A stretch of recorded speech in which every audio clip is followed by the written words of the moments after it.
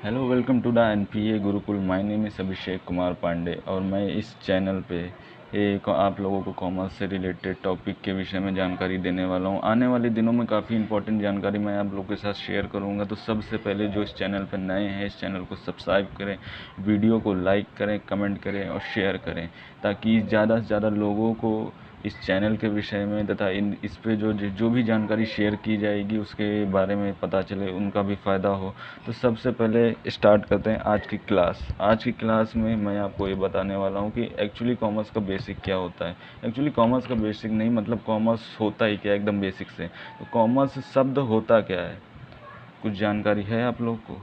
अगर है तो थोड़ा सा वीडियो पुश करें और उसके बारे में कमेंट करें। आई होप जिन जिन लोगों को कॉमर्स के विषय में पता होगा उन लोगों ने कमेंट किया होगा।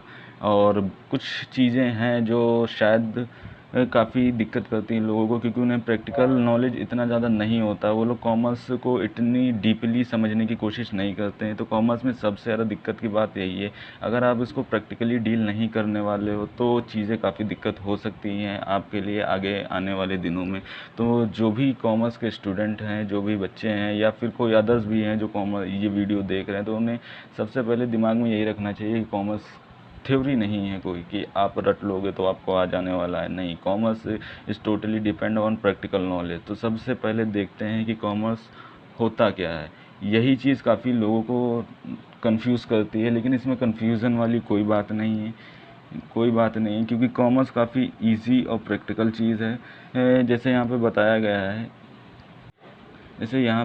गया है कि नॉर्मली जब हम किसी वस्तुओं एवं सेवाओं का जब भी सेल एंड परचेस करते हैं तो उसे हम लोग ट्रेड बोलते हैं।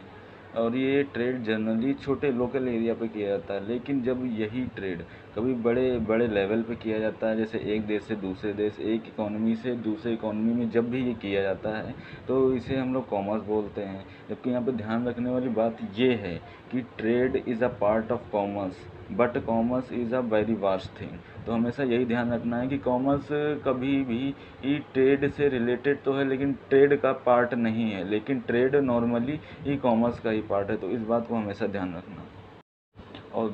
और दूसरी चीज़ ध्यान देने वाली ये बात है, commerce is the conduct of trade among the economic agent. मतलब है कि जब भी कॉमर्स के अंदर ट्रेड किया जाएगा तो वो इकोनॉमिक एजेंट से रिलेटेड होना चाहिए, कोई इलीगल पर्सन से नहीं। जैसे एग्जांपल के लिए, अगर हम किसी एक देश से दूसरे देश में सामान भेजते हैं गवर्नमेंट के थ्रू, तब तो वो कॉमर्स में इंक्लूड किया जाएगा। लेकिन यही जब हम गुड्स एंड सर्विसेज को किसी इलीगल तरीके से चोरी छिपे से गवर्नमेंट से बचा के एक देश से दूसरे देश या इकोनॉमी में ट्रांसफ़र करते हैं तो उसे कॉमर्स में रिलेट नहीं किया जाएगा, उसे इलीगल ट्रेड माना जाएगा, जिसे कॉमर्स में बिल्कुल भी इंक्लूड नहीं करते। तो सबसे पहले हमेशा यही याद रखना है कि कॉमर्स में जितनी भी चीज़ें की जाती हैं वो लीगल तरीके से होती हैं। इलीगल चीज़ का इसमें कोई भी कहीं से भी लेना देना नहीं होता है। तो वो इलीगल चीज़ों को इन सब चीज़ों से अलग रखा जाता है। इन शॉर्ट हम लोग ये बोल सकते हैं कॉमर्स में उन सभी चीज़ों की खरीद या बिक्री को शामिल किया जाता है जो दो इकोनॉमी के बीच में बिजनेस या एंटिटीज़ के थ्रू किया जाता है। आई होप कॉमर्स क्या होता है लोगों को समझ में आ गया होगा, उसके बारे में कोई भी कन्फ्यूज़न नहीं रहा होगा। अगर कुछ भी कन्फ्यूज़न है तो अगले वीडियोज़ में इस कन्फ्यूज़न को दूर कर सकूं। अब जो नया जो क्वेश्चन हम लोग के दिमाग में आता है, ये ई कॉमर्स क्या है। कॉमर्स तो सुना हुआ है, ये ई कॉमर्स क्या है ये भी सुना हो, लेकिन इसके बारे में जो प्रॉपर जानकारी होती है वो लोगों को नहीं होती है। तो सबसे पहले जानने की कोशिश करते हैं ई कॉमर्स होता क्या है। जब भी हमारे सामने कोई वर्ड आता है तो सबसे पहले ये फोकस करने की कोशिश करेंगे, कोई भी वर्ड हो, वो ज़रूरी नहीं कॉमर्स से रिलेटेड ही हो, बाकी बाकी चीज़ों से भी रिलेटेड हो सकता है। तो आप उसको भी रिलेट कर सकते हो कि जब भी कोई ई शब्द दिया हो आपके सामने तो उस शब्द को तोड़ कर पढ़ने की कोशिश करते हैं। जैसे यहाँ पे दो शब्दों में इसको तोड़ सकते हैं, ई और कॉमर्स। ई का मतलब होता है इलेक्ट्रॉनिक, और कॉमर्स का मतलब जैसे मैं बता ही चुका हूँ कि वस्तुओं एवं सेवाओं की परचेज एंड सेलिंग जब की जाती है तो उसे कॉमर्स कहते हैं। लेकिन जब यही purchasing and selling physical distribution के थ्रू ना कर करके इलेक्ट्रॉनिक मोड के थ्रू किया जाता है तो इसे ई कॉमर्स कहते हैं। अब हमारे दिमाग में जो सबसे बड़ा कन्फ्यूज़न है वो यही हिट करता है कि दोनों जैसे ई कॉमर्स और कॉमर्स दोनों अलग अलग हैं या सेम थिंग है।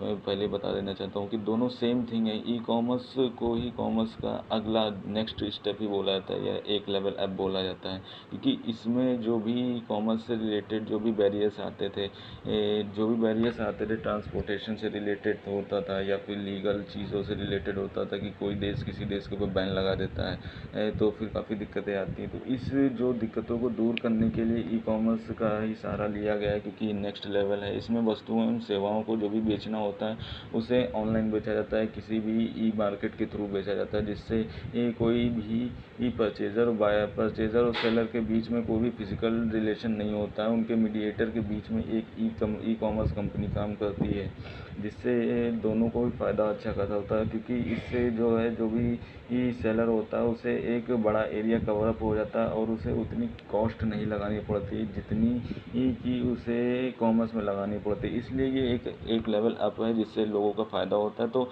वो आजकल के जनरेशन में, आजकल के जो जनरेशन चल रहा है वहाँ पे ई कॉमर्स काफ़ी ज़्यादा अब प्रचलन में आ रहा है। तो फ्यूचर में यही देखने को आएगा कि ई कॉमर्स ही ज़्यादा एग्जिस्ट करेगा मार्केट में, और थोड़ा सा कॉमर्स का जो भी कुछ है वो उतना नहीं रह जाएगा इफेक्ट।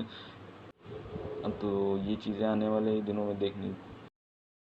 तो मैं ये उम्मीद करता हूँ कि जो कुछ भी आज मैंने डिस्कशन किया है इस वीडियो में वो आप सभी लोगों को समझ में आया होगा। अगर समझ में आया है तो वीडियो को लाइक कर दे, शेयर कर दे, और इस चैनल को सब्सक्राइब हो, चाहे मेरे कॉमर्स से रिलेटेड हो, चाहे इंग्लिश से रिलेटेड हो, चाहे साइंस या फिर मैथ से रिलेटेड हो। आने वाली सभी अपडेट आपको फ्यूचर में मिलती रहे, और जो भी कन्फ्यूज़न हो उसे कमेंट कर दिए तो आने वाले दिनों में मैं उसे सॉल्व कर सकूँ।